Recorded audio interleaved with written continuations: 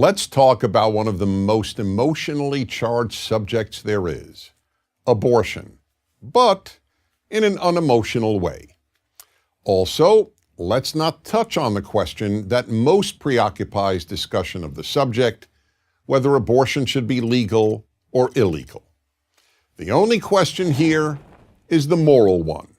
Is ending the life of a human fetus moral? Let's begin with this question. Does the human fetus have any value and any rights? Now, it's a scientific fact that a human fetus is human life. Those who argue that the human fetus has no rights say that a fetus is not a person. But even if you believe that, it doesn't mean the fetus has no intrinsic value or no rights. There are many living beings that are not persons that have both value and rights. Dogs and other animals, for example. And that's moral argument number one.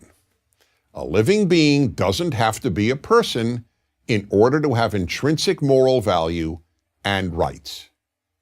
When challenged with this argument, people usually change the subject to the rights of the mother, meaning the right of a mother to end her fetus's life under any circumstance, for any reason, and at any time in her pregnancy.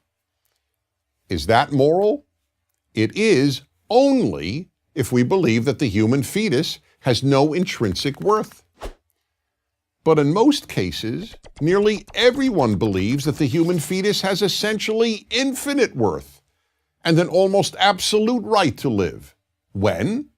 When a pregnant woman wants to give birth. Then society and its laws regard the fetus as so valuable that if someone were to kill that fetus, that person could be prosecuted for homicide. Only if a pregnant woman doesn't want to give birth do many people regard the fetus as worthless. Now, does that make sense? It doesn't seem to. Either a human fetus has worth or it doesn't. And this is moral argument number two. On what moral grounds does the mother alone decide a fetus's worth? We certainly don't do that with regard to a newborn child. It is society, not the mother or the father, that determines whether a newborn child has worth and a right to live. So the question is, why should that be different before the human being is born? Why does one person, a mother, get to determine whether that being has any right to live? People respond by saying that a woman has the right to control her body. Now, that is entirely correct. The problem here, however, is that the fetus is not her body. It is in her body. It is a separate body. And that's moral argument number three. No one ever asks a pregnant woman, "How's your body?" when asking about the fetus. People ask, "How's the baby?" Moral argument number four. Virtually everyone agrees that the moment the baby comes out of the womb, killing the baby is murder. But deliberately killing it a few months before birth is considered no more morally problematic than extracting a tooth. How does that make sense?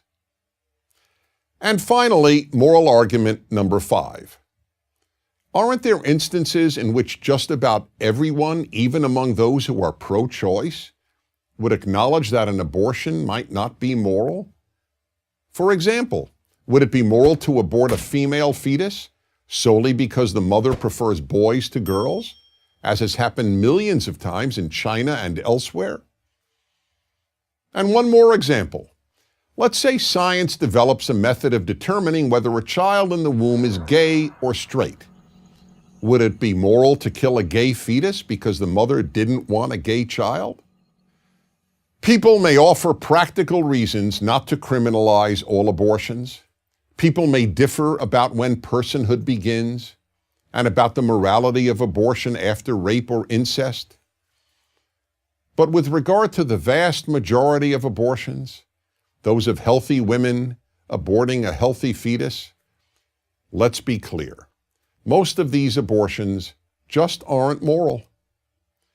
Good societies can survive people doing immoral things. But a good society cannot survive if it calls immoral things moral. I'm Dennis Prager. To subscribe to our YouTube channel, click here. To help keep our videos free, donate here.